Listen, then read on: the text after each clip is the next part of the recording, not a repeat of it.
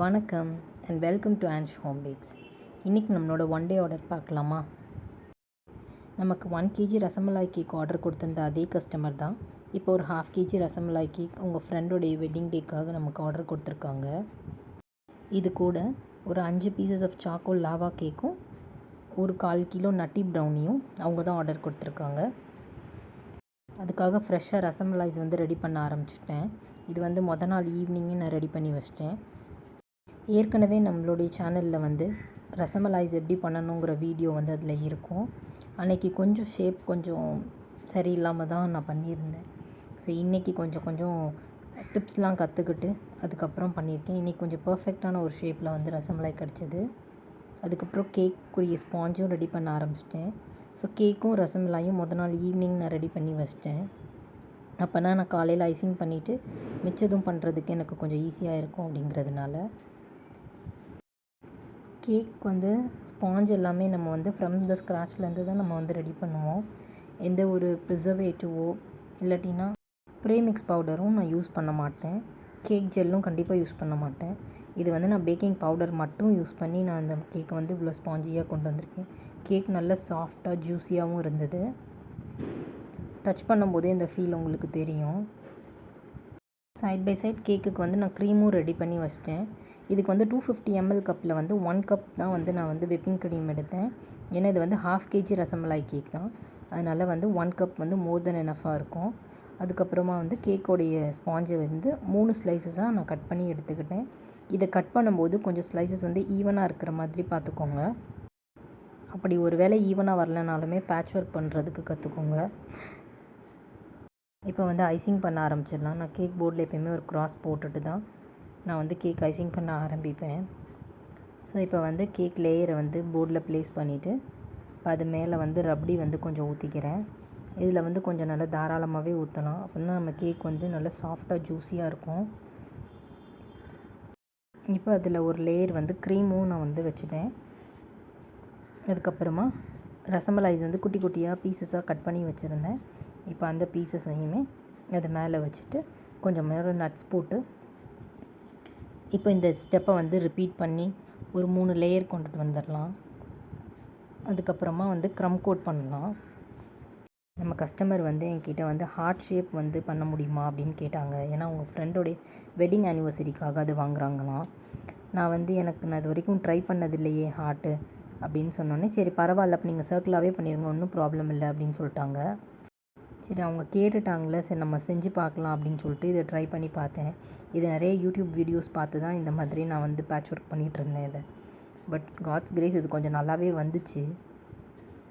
சர்க்கிளாக இருந்த கேக்கை 2 பார்ட்டிஷனாக டிவைட் பண்ணி அந்த போர்ஷனை கொஞ்சமாக கட் பண்ணி அதை மேலே எடுத்து வச்சுட்டு இப்போ க்ரம் கோட் பண்ணிகிட்ருக்கேன். கொஞ்சம் பயந்துக்கிட்டே தான் பண்ணேன். கொஞ்சம் இல்லை, ரொம்பவே பயந்துக்கிட்டே தான் பண்ணேன். பட் ஏதோ பரவாயில்ல, நல்லா தான் வந்திருந்தது. ஃபர்ஸ்ட் டைம் நான் அந்த ஹார்ட் ட்ரை பண்ணியிருக்கேன். நல்லா இருக்குதா அப்படிங்கிறதையுமே கமெண்ட் பண்ணுங்கள். இல்லை ஒரு வேளை அவ்வளோவா நல்லா இல்லை, நீங்கள் கொஞ்சம் இப்படி பண்ணியிருக்கலாம் அப்படிங்கிற மாதிரி இருந்தாலுமே எனக்கு சஜஷன் கொடுங்க. இப்போ இதை க்ரம் கோட் பண்ணி ஒரு 15 minutes to half an hour ஃப்ரிட்ஜில் கொஞ்சம் நேரம் செட் பண்ண விட்டுருங்க. அதுக்கப்புறமா அதை எடுத்து நம்ம மெயின் கோட் பண்ணலாம். நானுமே இப்போ தான் கற்றுக்கிட்டு இருக்கேன்.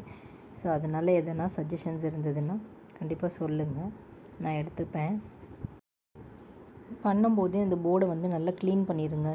ஒரு வேளை ஃபுல்லாக செட் ஆகிடுச்சு அப்படின்னா ரொம்ப க்ளீன் பண்ணுறதுக்கு ஹார்டாக இருக்கும்.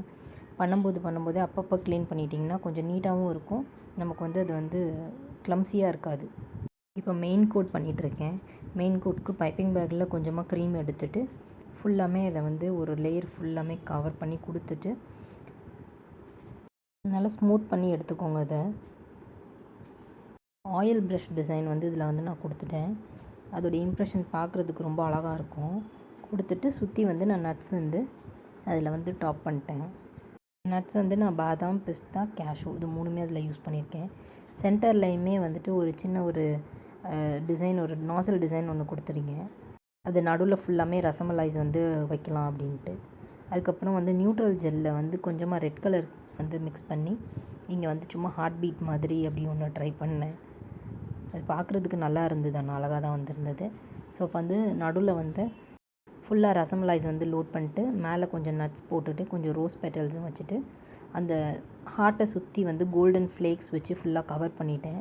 ஸோ பார்க்குறதுக்கு கேக் வந்து இப்படி தான் இருந்தது. நல்லா இருந்ததா அப்படிங்கிறதையுமே கமெண்ட்டில் சொல்லுங்கள். என்னோடய ஃபர்ஸ்ட் ட்ரை ஹார்ட் ஷேப்பில். அப்புறம் அங்கங்கே கொஞ்சம் கொஞ்சம் பேர்ல் ஸ்ப்ரிங்கிள்ஸும் கோல்டன் ஸ்ப்ரிங்கிள்ஸும் போட்டுட்டு ஒரு ஹாப்பி ஆனிவர்சரின்ற ஒரு டாப்பரும் வச்சு இந்த கேக்கை வந்து நான் ஃபினிஷ் பண்ணிட்டேன். இது ஒரு 3 to 4 hours வந்து நான் ஃப்ரிட்ஜில் வந்து செட் பண்ண வச்சிட்டேன். செட் பண்ணதுக்கப்புறம் தான் எடுத்து கொடுத்தேன். அண்ட் ஃபர்ஸ்ட் வந்து ரசமலாயை வந்து ஃபஸ்ட்டு வந்து லோட் பண்ணிடாதீங்க.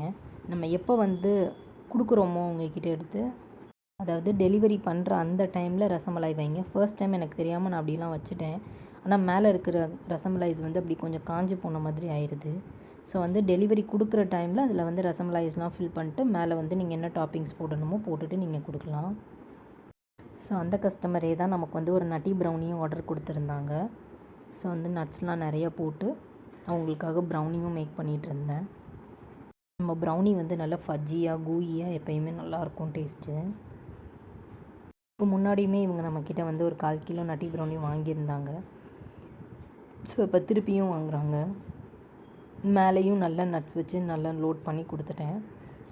வந்து நான் வந்து 180 டிகிரி செல்சியஸில் 18 minutes வந்து பேக் பண்ணி எடுத்தேன். கரெக்டாக பர்ஃபெக்டான ப்ரௌனி நமக்கு வந்து கிடச்சிருச்சு. பாருங்கள் நம்மளுடைய ப்ரௌனி வந்து எவ்வளோ ஃபஜ்ஜியாக எவ்வளோ கூயியாக இருக்குன்னு. ஸோ இப்போ இதை நான் பேக் பண்ண ஆரம்பிச்சிட்டேன்.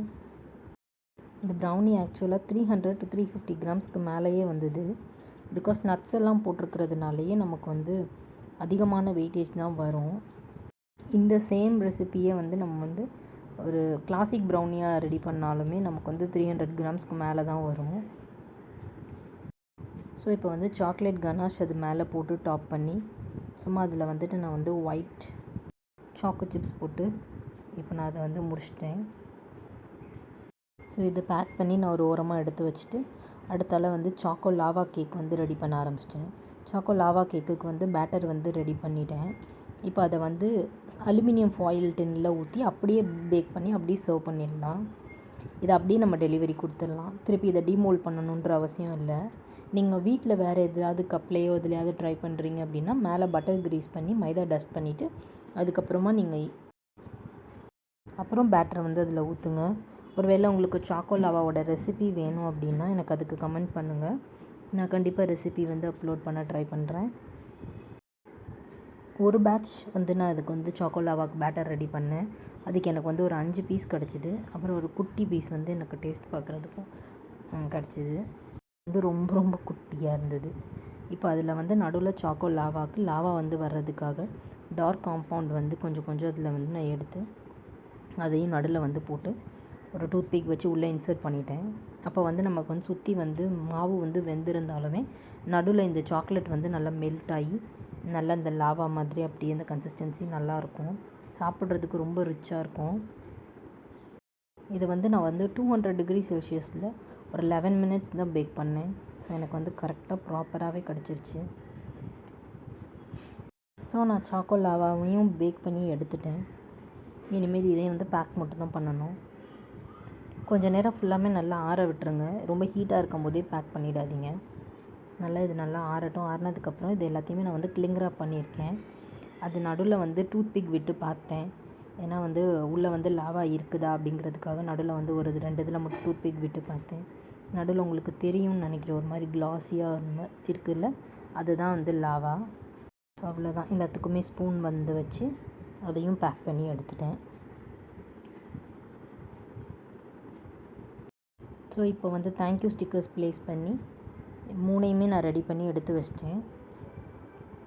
தேங்க்யூ ஃபார் வாட்சிங். நம்ம சேனலில் பிடிச்சிருந்ததுன்னா சேனலை சப்ஸ்கிரைப் பண்ணுங்கள். லைக், ஷேர் அண்ட் கமெண்ட் பண்ணுங்கள். தேங்க்யூ.